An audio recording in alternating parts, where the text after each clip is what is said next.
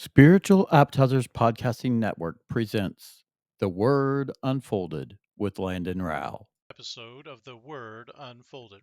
I truly appreciate all the support this new podcast has been receiving and look forward to our future studies as well. But today we find ourselves in Genesis chapter 4, which of course deals with the very first murder in human history. Now, to break this chapter down, for those who are unfamiliar with it, don't get me wrong, I do encourage you to go read it for yourself and hope you do, but this is what we find in the chapter. Both Abel, a keeper of sheep, and Cain, a worker of the ground, are brothers from Adam and Eve. At some point, when they get old enough, Abel brought an offering to God for worship, as did Cain. But Abel's was accepted, and Cain's was rejected. Now, we are not given the exact reason for this. All we know is that Abel did it according to what God wanted and therefore was accepted, and Cain did it in a way that was unacceptable to God. In Genesis 4, 6, and 7, we read, "The Lord said to Cain, Why are you angry? And why has your face fallen? If you do well, will you not be accepted? And if you do not do well, sin is crouching at the door. Its desire is for you, but you must rule over it." Cain, because he was upset, murdered his brother Abel over this. And when God sought out Cain to see if he would tell the truth about what happened, this is what we find in Genesis 4 9 through 10.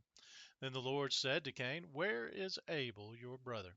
He said, "I do not know. Am I my brother's keeper?"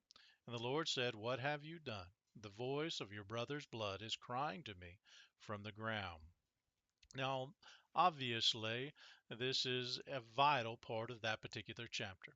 But there's several things that I want us to consider from this chapter, lessons, if you will, that I think are important for us to learn from. We'll begin, though, with that idea or what took place in murder. But specifically, I want to talk about the difference between murder and killing. Aren't they the same thing? Well, many do believe that when it comes to the Bible. Many believe that killing someone and murdering someone are synonymous in every way. This is why you have many in the religious world demanding the death penalty be forsaken in every state, and they appeal to the Bible for justification for this. In Exodus chapter 20 and verse 13, we read, "Thou shalt not kill." To be clear, all murder involves killing, but not all killing is murder.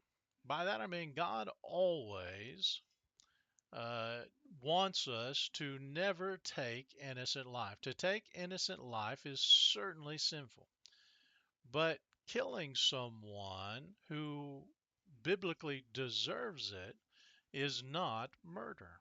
In fact, the Bible makes this clear. More modern translations get this right in Exodus 20, verse 13, which translate it this way: "You shall not murder." In fact, God has for a very long time allowed for those who have taken life that should be taken throughout the scriptures. In Genesis 9 6, we read right after the flood, "Whoever sheds the blood of man, by man shall his blood be shed. For God made man in his own image."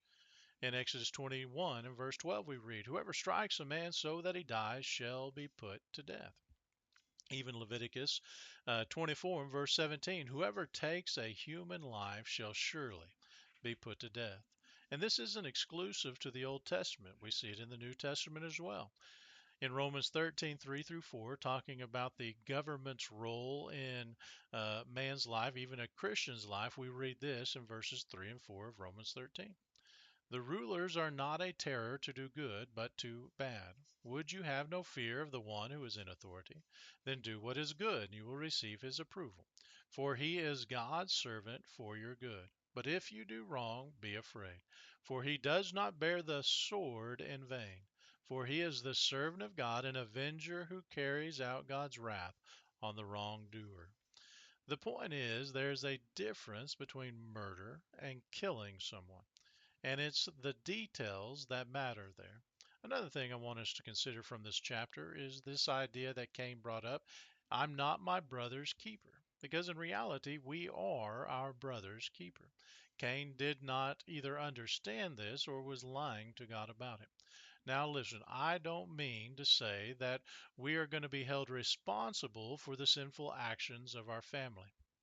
Adam and Eve were certainly not responsible for the murder Cain committed, nor was Cain responsible for the sins Adam and Eve committed. In Ezekiel 18 and verse 20, we read, "The soul who sins shall die. The son shall not suffer for the iniquity of the father, nor the father suffer for the iniquity of the son. The righteousness of the righteous shall be upon himself, and the wickedness of the wicked shall be upon himself." What I am saying is that we are responsible for doing everything we can to help our family, both physically and spiritually, specifically in the areas of getting to heaven. If we sit by and do nothing when our family, either physically or spiritually, is sinning, or we just simply ignore their sin, then we will have to answer for that. This is what was happening, in fact, at the church of Corinth there in 1 Corinthians chapter 5. They had a man who was sinning, and yet they were simply ignoring it and doing nothing about it. And Paul's response to that in 1 Corinthians 5 and verse 2 is, "And you are arrogant," he tells them. "Ought you not rather to mourn? Let him who has done this be removed from among you."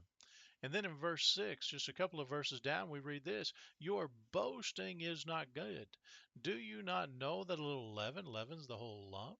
Again, the point is we do have a responsibility to try and help our family stop sinning, and thus, in a way, be our brother's keeper.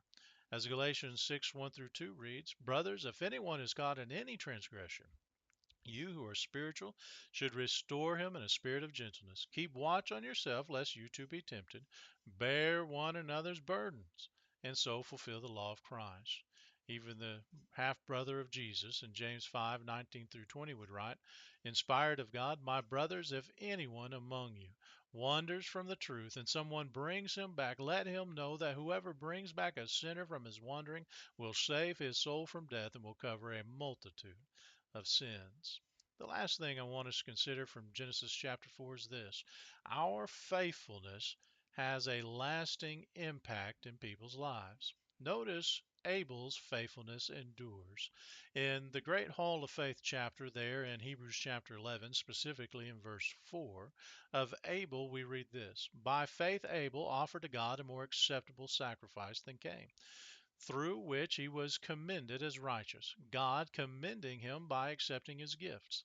And through his faith, notice this, though he died, he still speaks." The reality is our faithfulness and how we treat others as Christians, as Christ-like followers or disciples of Christ, will have an impact on others. I know of a man who was raised an atheist. And when he got older, as a young man, I think he was around 18 or 19 years old, he entered the military.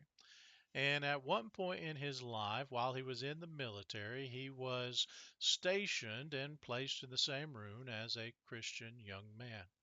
And he, as an atheist, obviously, in his own words, made fun of him quite a bit. He dogged him about being a Christian. He made fun of him.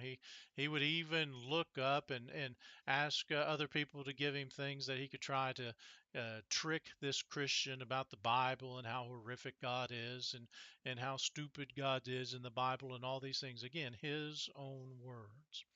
But this young man was never rude or disrespectful to his atheist roommate.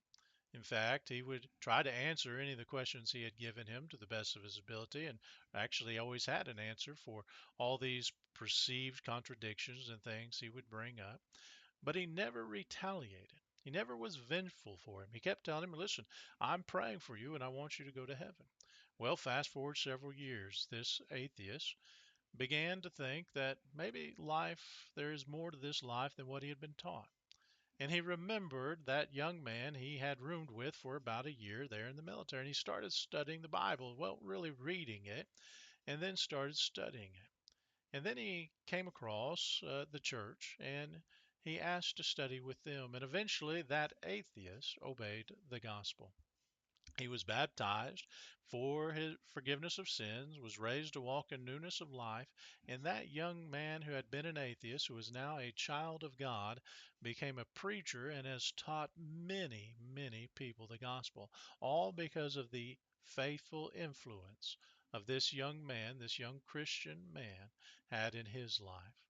In the same way, parents have a fast impact on their children's lives. Proverbs 22 and verse 6, train up a child in the way he should go, and when he is old, he will not depart from it. Even though great great great grandparents and their faithfulness in raising their children might not be known generation to generation, the impact they have in their children's lives and the faith they instill in them to raise them to have a faith in God, their children, and then their children, and their children from generation to generation is tremendous.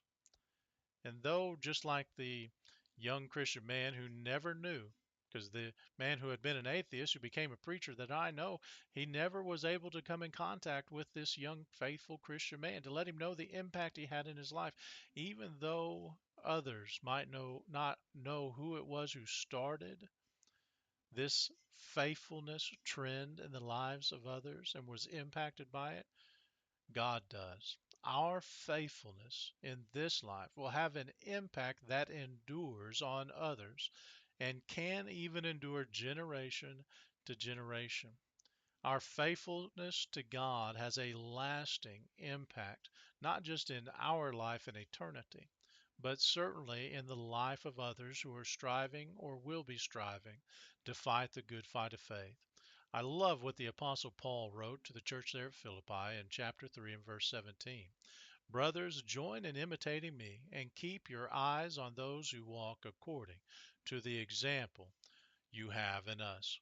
Yes, Genesis chapter 4 is about the first murder, but it certainly has a lot more to teach us. Thank you for listening to The Word Unfolded with Landon Rowell. Join us every Thursday as Landon unfolds the Word chapter by chapter. And let's sit at the feet of the Creator as we study the Word of God together.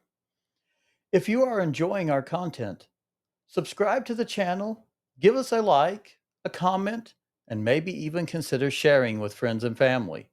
And remember, hit the bell and select all notifications so you never miss an episode of The Word Unfolded with Landon Rowell.